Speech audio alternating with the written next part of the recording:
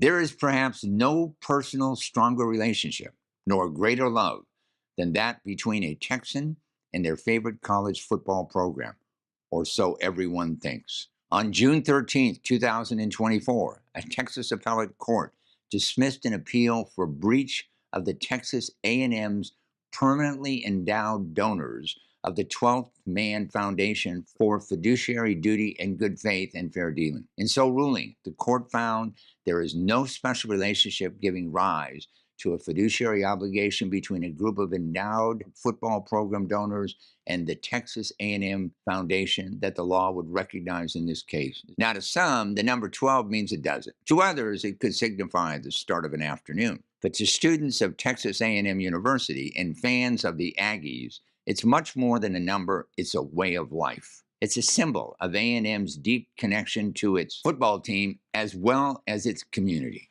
The loyalty and overall camaraderie that comes with being part of the 12th Man Foundation is something that can't be replaced. After all, when you sit on the home side of Kyle Field, the student section is labeled by a large LED display that reads, Home of the 12th Man. Since then, the 12th Man became a symbol of the Aggies' fighting spirit and dedication to their team. The tradition still lives on 100+ years later as thousands upon thousands of Texas A&M fans stand throughout each game ready to support the Aggies in any way possible, except as in this case, when their own needs supersede the Texas A&M permanently endowed donors. The story of the 12th Man dates back over a full century to 1922, when the Aggie head coach Dana Bible called upon former football player E. King Gill, who was in the stands watching the game, to suit up and stand ready to play if necessary. Gill's actions exemplified the core value of selfless service at Texas A&M. The term 12th man is often used in football to refer to the fans or manager. Donors can support the foundation by purchasing season tickets and making annual donations. The tradition of the 12th Man is about Aggies being ready and willing to step up when they are called upon. So it is only fitting that the organization that supports student athletes and helps them to become successful at A&M and beyond have 12th Man in its name. Donors to the 12th Man Foundation are the epitome of the 12th Man tradition. The Texas A&M permanently endowed donors of the 12th Man Foundation are permanently endowed donors to the school and were promised certain privileges such as best available seating and parking at Texas A&M football games, as well as other perks. Now they just want the foundation to do the right thing, which would be to honor the agreements they made in 1994 that prompted them to endow the scholarships. In this insider exclusive Justice in America Network TV special, our investigative team sits down with Brent Kuhn, who represent these aggrieved donors, to discuss the current status of their 12-year legal nightmare and also to show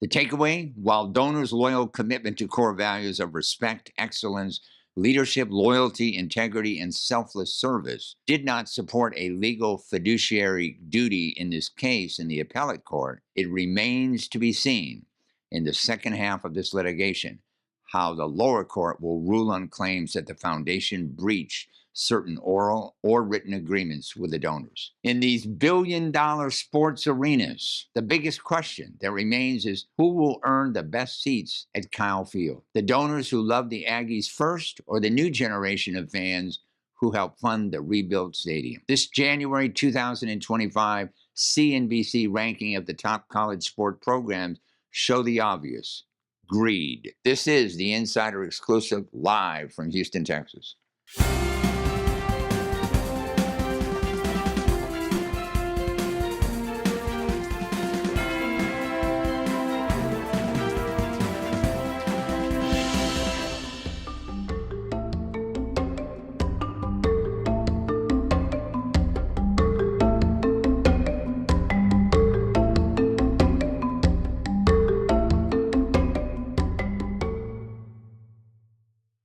It is my great pleasure to introduce Brent Kuhn to the show. Welcome to the show, Brent. Good to be here. Thank you. This is a case I really like that you're involved with, Texas A&M, because it is a case where the Aggies, the 12th Man Foundation, gave their word, promises, but they weren't kept. Tell our audience a little bit about the case. You know, this goes back to the fundamental nature of man. Are you lying or not? Are you going to hold your word or not? And in this case, A&M lied, and they did not hold their bond and their word to their own alumni.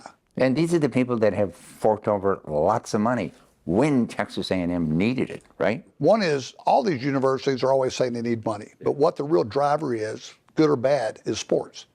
You know, colleges, particularly the big name colleges, used to be centered around going to the one with the best academics. And the pursuit of the people that would go to your school was driven by the background in high school, their GPA, their SAT scores and things like that, because institutes of higher learning were designed to bring in the best people for that next step in learning. Unfortunately, as a result of media and sports interest, what has shifted gears in all colleges, most colleges, has been their sports. And in sports, that shift has been primarily to football. And in Texas, that's exemplified at no higher level than what we see at the major universities here, including A&M. It is big dollars. It's as big a dollars as the pros. You have coaches making tens of millions of dollars, just the coaches. Insane money. Put that in proper perspective, the president of the university might make a couple $1 million. Well, and that's president of the university. How about the president of our country? They make $400,000. These guys make more than that a month to coach football. So tell us the facts about what happened here. There's a foundation called the 12th Man Foundation. It's part of Texas A&M. It's part of their history. And as I researched this, I saw that it was set up initially, I think after World War II, correct? For returning GIs. If they didn't have money, they could go to school, but they needed someone to fund it. So they had certain precepts, you know, that they honored, like truth, like honor, all that other stuff. They got thrown out the window, I think, in around 1994, when certain oral agreements were made, certain written contracts were made that the benefactors would receive, you know, prime seats, right? Where was that? 50-yard zone, prime right? seat are your choice. So if somebody wants the 50-yard line, dead center front row, they get them. And it was based on the priority of the orders of the people when they booked them. And, you know, there were dozens and dozens that did. But within the timeline of those that did, they get first order. So if the person that signed up first gets first pick every year, and the person that signed up second gets the second pick each year, they're all obviously wanting to get the best seats in the house. So within that group, almost all the prime seats in the stadium for all the football events went to these people that had given the university tens of thousands of dollars in donations as alumni supporters, doing what they thought was the right thing to do in support of their school. Right. Then we get to the big dollars, as you mentioned before. Texas A&M wants to build a new stadium. Costs a lot of money. What, $450 million? Insane money. For college football, they're spending as much as you would for a professional stadium. Disregarding any of the promises that they made to the founders, right? They go out and make other promises to big money donors, right? Right. And as a result? Well, you know, basically what happened is over the years, some alumni, the level of what would be called success became much greater than what a level of success was before. A&M was almost like a community college. It was an agricultural school. The A&M is agricultural mechanical. So most of the people that went to school there back in the old days went there because they were going to be farmers or tied into 4-H. As you mentioned and alluded to, the military link with A&M, they were proud to help sponsor and support returning veterans. You still have a very aggressive active program with ROTC. The supporters and those people that go to school there, they stand for the whole game. It's a very high energy level when you go to these games, and a lot of strong presence within the student body. But what has changed over the years, as they became a very big school, tens of thousands of people go to school there now, And they're outside of just the agricultural area. They're into all sorts of business, including oil and gas. Many of the alumni people that graduate there now go on to make many millions of dollars a year as very successful people. And all of them are most supportive of not just the school, but their football program. The football and how well you're doing, and if you're making it to the big bowls at the end of the year, that's your litmus test for success of your school. And there's an insane amount of money, not just at A&M, but at all the major schools, to drive in tens of millions of dollars a year in support to run these incredibly expensive programs. It's not just the stadiums. They pay the coaches millions and millions. Many of the college coaches make as much or more than professional coaches. It's an insane amount of money that they're throwing around out there. And to give them that money, they've got to get it from somewhere. And the place they get it can't come out of the straight university coffers. It has to come from the donations. So they have basically sold all these seats, lifetime seats, to these people 30, 40 years ago who were mostly mom and pop business owners. They came back from A&M, went back to their little towns. They may have had the local grocery store or the funeral home or something. That's still their success. They've done well enough as they get older to maybe make a $50,000 donation. But that's a lot of money to them. But in exchange, they get lifetime seats to the football games that are their pick of the litter. Now, 30 years ago, a regular ticket was 20 bucks and for anywhere, but as a result of football becoming what it is and all the money from what comes in on TV and sports generally and all the other paraphernalia, it's just a huge deal, NILs and all this other stuff.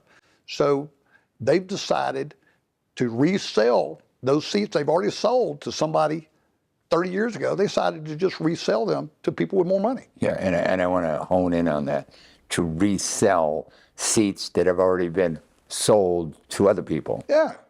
I mean, that's fraud. It is fraud. It's bold-faced fraud. And basically A&M and the foundation, which is the conduit for raising this money, said, we will sell to you for your lifetime, for you and your spouse and your kids. You give us X dollars and we'll give you the best football seats here for as long as you live. So you pay that one upfront deal, you get these in perpetuity. Now, it was at that price point back then, it would have been a lot cheaper for them to buy seats of that quality on an annual basis. But the school wanted to raise this extra money. This was the way it was done. It raised them, a few $1 million, which they thought was a fortune back then. But 20 years later, a few $1 million just pays for that program for a year. So they had to go out and get big money. You have a coach that in the 1990s was making $200,000 a year. So this kind of funding that they got from this first round of donors was able to support that program. Now you have these universities going out like A&M did. They offered Jimbo Fisher $75 million to coach football. $75 million. That's more than most Pro Bowl coaches get. That's insane money. And the deal that Jimbo got was that if you don't like me, you can fire me, but you still got to pay me. So they ended up a year or two later not liking him and firing him, and they still paid him. So here's $50, $60 million of what they owe him under that contract. They honored it. They honored that contract, and they continued to pay his other $50 million. They didn't honor the contracts they made with the people that created that program, though. Their own alumni. They screwed them. So when did these original founders, original donors, find out they were given a choice? You can still have best seats. You got to fork up more money, right? Substantial more money. When did they find this out? This is a good decade later, when college football went from local entertainment for the community and off-channel coverage for low money from the networks to the big times where the networks are paying many millions of dollars. There's money flying everywhere for the advertising and promotion and relationships with the universities. That all changed in the 21st century. And the money got insane. The cost of running those programs and to be competitive at that level became what most people would say is insane. And A&M just decided we would rather go ahead and kick all these old timers to the curb. Now that we've taken their money and spent it, we're going to kick them to the curb and we're going to dare them to sue us. They're still alumni. Maybe they won't sue us. Maybe they'll just say, okay, well, if you need more money from somebody else, kick me to the curb. I had a nice little run while I was there. And they violated the code of conduct of the school. A&M's the most unique school in the country in that it prides itself. It's got this history of pride between the university and all their alumni in that our word is our bond. And you never go against your code. It's this code that applies to those schools. And not only in awareness of that code did they breach it, they just slapped these people in the face with it. The suit was filed originally, I think, in 2013. Yes, sir. Yeah, here we are 12 years later. Tell us what has happened with the suit initially. And I don't know whether you want to say this or not, because when I read some of the trial transcripts, I thought, these judges, you know, they're kind of favoring Texas A&M rather than looking at the poor guy that's been screwed. There's a sordid history associated to this litigation. The history started with what you would argue were questionable decisions by the original judge. And again, this is in the backyard of the university, so politics play a role in almost everything. And in recognition of that, the plaintiffs' counsel were able to get a lot of the cases outside of A&M's own backyard. That took a lot of time, reshuffled the deck. At the end of the day, the cases were basically reconsolidated up in an East Texas region, far away, removed from the adverse implications and potential for bias associated to trying something in A&M's own backyard by relying on the place where the contracts with the people were entered into and where those people lived. So it got a new level of traction there for some time. Unfortunately the efforts that the plaintiffs made to create a class or a class action on behalf of all the people that were ticket holders, because that streamlines the cost. They all get to share in those costs if they can all be in one pot. So the trial court consolidated the cases for all the people that were kicked out of their seats and said you can all be participants in this one case. A&M didn't like that either, so the foundation removed that, challenged that, and took them up on appeal to the appeals court. Unfortunately, while there was good evidence to have a class action there, the courts split hairs and said there's not enough commonality between all these plaintiffs. They all entered into their contract at different dates. There are all different minor differences in what each of them were promised regarding their parking pass or something. They weren't completely uniform. And because of those minor variances in the individual contracts or agreements, that was enough to destroy what they called the common theme of the class. We disagreed, but that was why it was sought as a class in the first place. But as a result of that, years were lost just on the appeal. Then it came back to the trial court, and after it came back to the trial court, A&M then appealed again on the ground. The foundation said some of the allegations in this case involve issues that we don't have legal liability for. And it was hyper-technical issues of interpretation of a statute that provides for free speech. That went up on another appeal for a couple of years. So we're now over a decade into this case, and only two things have happened. A lot of our clients have died because they were older when they joined the program 25 years ago, and they've been letting these clients die off, hoping they'll just all go away from attrition. But you still represent the estate. You represent the estate, but they hope that through the process of all of the original plaintiffs dying and now dealing with the estates, that it will die in the vine and there will be a loss of interest with heirs and other people. It's like, you know, this was really upsetting to my parents for the money they spent out there and how wrong they were. Your parents were some of those victims. No, not my parents personally, but I'm just saying the heirs that you have there now say my parents were wronged and they were very hurt by all that action. But it didn't implicate me. I'm an heir. I'd like to wrap this up. It's not as personal to them.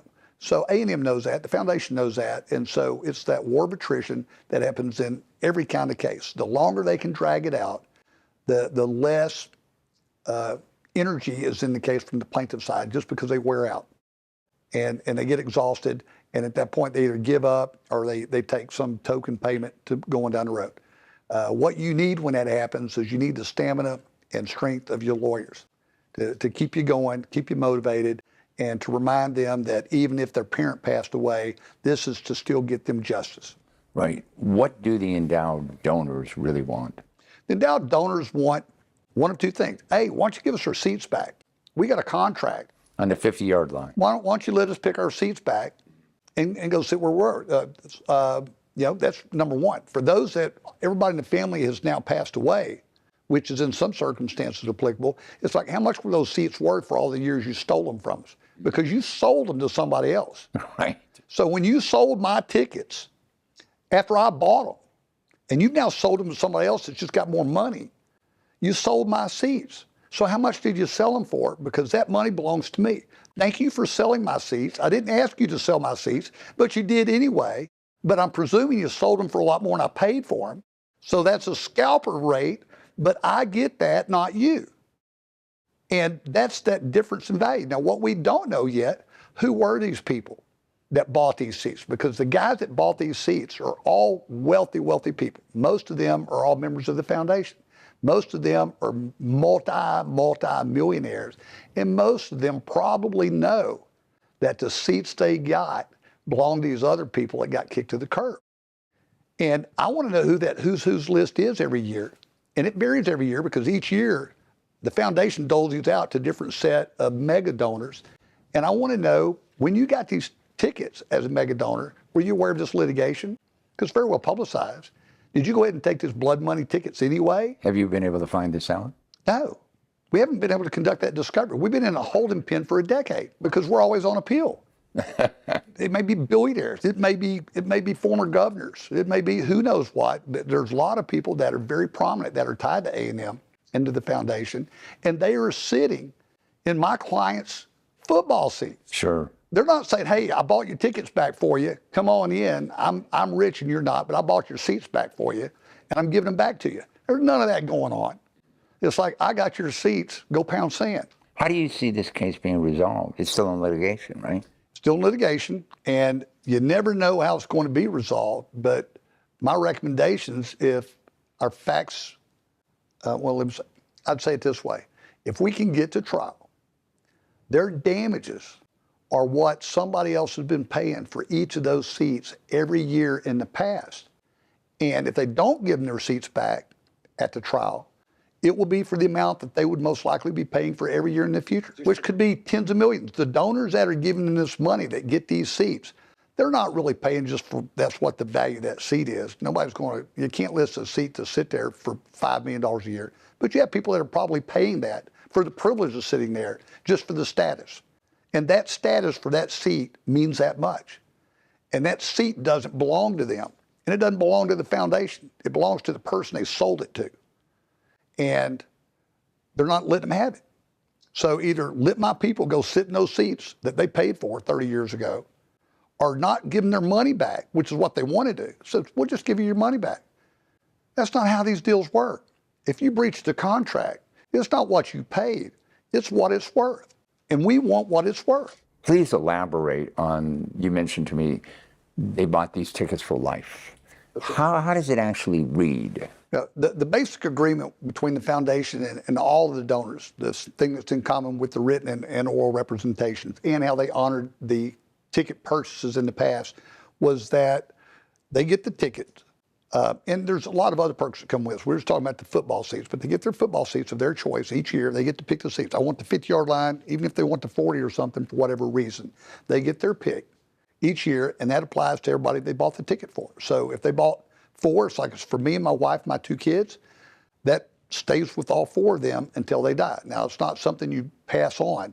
It's your user right to opt for that seat each year. Those kids, it still is effective for them. Yeah, those kids still should have the right to sit in the seats they want to sit in, and they have the right to stand in their parents' shoes as their heirs over the value of the seats that were stolen from their parents. Okay, so just for the record, seats have been offered to these original donors, correct? Goal line seats back into the stadium. And have they had to pay more money for those seats, or just? Just say, if you want the crappy seats down at the end zone and be disrespected by accepting them and coming down here and probably waiving your rights to these claims you're making, we'll make a spot with the other 100,000 people for you here, even though you don't get to sit anywhere worth a dang, worth a view, or anything else.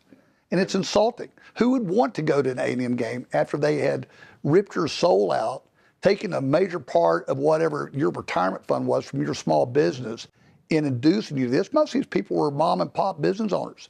50 grand was a ton of money for people like that. The Hines family, he had a little funeral home in a little small town. This was a huge amount of money for them, and he did it because they loved the school. And they loved the football program. They loved the passion and the network and the feel they had with the bond they had with the school. And after all of that love that they had for their own university that they graduated from, they were then just kicked to the curb, spit on and kicked, literally kicked to the curb. Who would want to go back and watch a football game and support that foundation after they did that to you? Let me ask you, in the community, amongst the community being Texas A&M alumni, right? How is this set with them? I mean, is there an outcry? Are there people in favor of, this suit? What do you hear? You hear almost nothing because this has been bogged down in appellate issues for a decade. And as a result, there's been very little substantive discovery. There's been very little media inquiry. Most people don't know anything about it. I would suspect that 99.9% of the university campus knows nothing about this. What we do know is that the foundation knows, and the foundation runs things up there. And the foundation has known how they do business ever since these deals were generated in the 90s and what happened to those peoples in the years since. They're very aware of it. My question for all of them is, why did you let that happen? You're a big shot. You're very influential with the chancellor, the governor, and many other persons here. Why have you allowed this to happen? And for many of them, it's like, what are you doing in my client's seats? And we know what they're doing. They're enjoying a good view, sitting on top of my client's shoulders.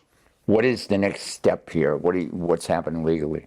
The next step is finally, A&M Foundation has run out of anything they can appeal.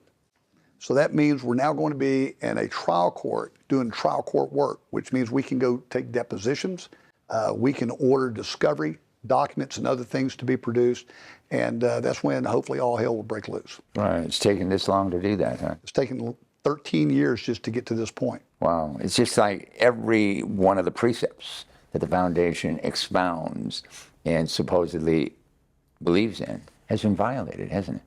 Every positive aspect of the code, honor, truth, transparency, dedication, every one of those has been violated. It's terrible. Well, we wish you much success. Please keep us informed, and thank you for being on the show. Glad to be here. Thank you. Thanks for joining us. You can get more information about our guest and the issues at insiderexclusive.com.